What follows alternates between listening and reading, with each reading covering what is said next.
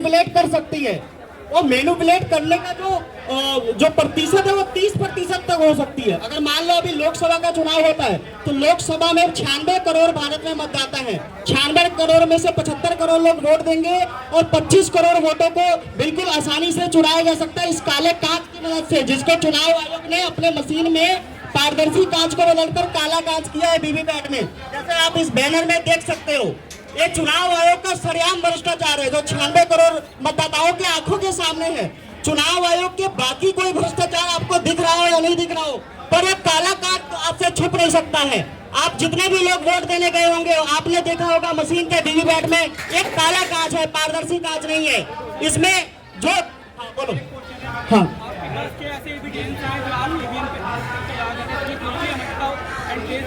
देखो, ये सबसे बड़ा एविडेंस है जो आपको सरेआम आंखों से दिखाई देता है। पारदर्शी कांच को बदलकर इलेक्शन कमीशन ने काला कांच लगाया मशीन में। अगर आपके पास ये एविडेंस है तो ये लेकर आप ईवीआई, अरे भाई ये एविडेंस सुनो आपके पास एविडेंस है, अगर आपके पास एविडेंस है तो आप इसके लिए कोर्ट जाइएगा, ईवीआई जाइएगा, आपको यहाँ प्रोटेस्ट करने की क्या रिक्वायरमेंट है? हाँ, इलेक्शन कमीशन को देखो हमने लेटर भेजा हुआ है कि आप हमें मशीन खोलने दो, आप हमें मशीन दो। हाँ, ये 40,000 का हमने डीडी चेक का ड्राफ्ट भेजा है, उनका मशीन 38,000 का है।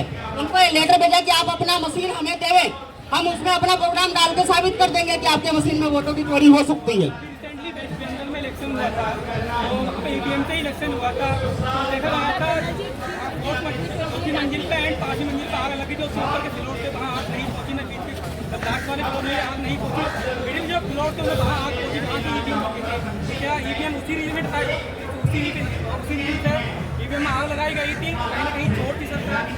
देखो, मेरा जो तरीका है, जो हमने खोजा ईवीएम हटाओ सेना और राहुल मेहता जो इसके फाउंडर है, जो उन्होंने खोजा है कि ये काला कांच और लाइट सेंसर की मदद से केवल 10 लोगों की मदद से हम 30 करोड़ वोटों को चोरी कर सकते हैं। 11वें बंदे को मालूम नहीं पड़ेगा।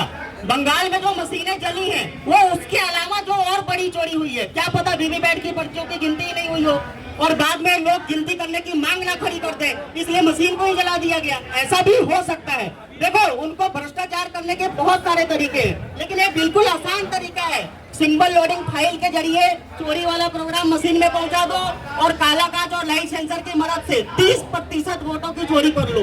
मतदाता जिसकी पर्ची देखेगा, जिसका बटन दबाएगा उसकी पर्ची भी दिखेगी, उसके बावजूद भी वोटों की चोरी हो जाएगी। और वीवीपैट में लगे हुए रियल टाइम क्लॉक की मदद से लॉक पोल को बहुत ही आसानी से बाईपास किया जा सकता है। मैं एक खुला चैलेंज करता हूँ, आप सभी लोग वीडियो बना रहे हो, अगर इलेक्शन कमीशन भ्रष्टाचारी नहीं है और वो ईमानदार है तो ईवीएम हटाओ सेना को अपनी मशीन दे दे, अगर वो ईमानदार है तो। और नहीं तो सार्वजनिक कुछ भी तो बोले।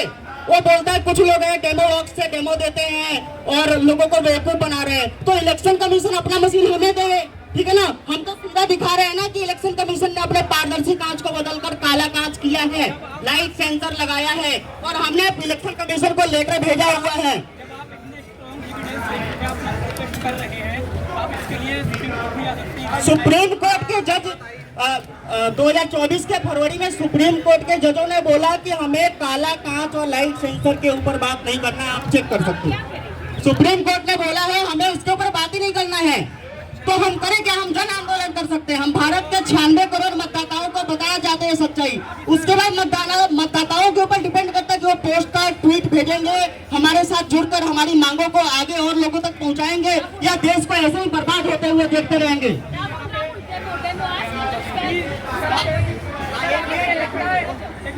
अभी यहाँ पे जैसा कि आपने यहाँ पे बराबर में बीजेपी का प्रोटेस्ट चल रहा है, कि आपको पहले ये सुनिए हमारा बीजेपी का प्रोटेस्ट है वो सपोर्ट करना चाहिए, अभी विरोध कर जो एनपी की सरकार लीक हो रही है उसको हमें हमारे एजुकेशन मिनिस्टर को रिजाइन चाहिए।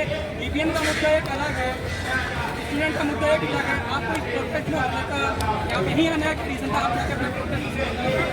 देखो, हम लोग बहुत छोटे लोग हैं और कहीं का मुझे पता नहीं, मेरे को इतना पता है दिल्ली में जंतर मंतर है और वहाँ पे हम लोग परमिशन लेके प्रोटेस्ट कर सकते हैं। रही बात यहाँ पे जो धर्मेंद्र प्रधान के इस्तीफे की बात चल रही है, तो ये बिल्कुल जायज है। धर्मेंद्र प्रधान ने गलती किया है तो उसको उसकी सजा मिलनी चाहिए। उसकी वजह से 15 से 20 बच्चों ने खुदकुशी की है। तो हमारी मांग क्या है कि धर्मेंद्र प्रधान को नौकरी से हटाया जाए और अगले शिक्षा मंत्री को वोट वापसी पासबुक कानून के अधीन किया जाए, क्योंकि भाई आप उसका इस्तीफा दिला दोगे, उसके बाद कोई और आएगा, वो भी भ्रष्टाचार करेगा। उपाय क्या है? हम पूरी जिंदगी क्या धरना प्रदर्शन करते रहेंगे? कभी किसान के लिए आवाज उठाओ, कभी शिक्षा के लिए आवाज उठाओ, कभी रेल के लिए आवाज लगाओ, कभी स्वास्थ्य के लिए। आप ये बताओ कि कौन सा मंत्री ईमानदार है भाई? तो परमानेंट सोल्यूशन होना चाहिए ना भाई। पीएम कौन होता है और सीएम कौन होता है? वो मंत्रियों को नौकरी पर रखने वाला। भारत के 96 करोड़ मतदाता मालिक है ना इस देश के, उनके पास पावर होना चाहिए इन लोगों को नौकरी से हटाने का। पर पीएम का चुनाव तो ईवीएम से होता है, जिसमें काला कांच और लाइट सेंसर लगा है। जब ये ईवीएम में जो सॉफ्टवेयर प्रोग्राम और काला कांच और लाइट सेंसर की मदद से चुनाव जीतेंगे, तो वो लोग अपने हिसाब से मंत्री चुनेंगे। क्या पता वो मंत्रालय 200 करोड़ में बेचते हो।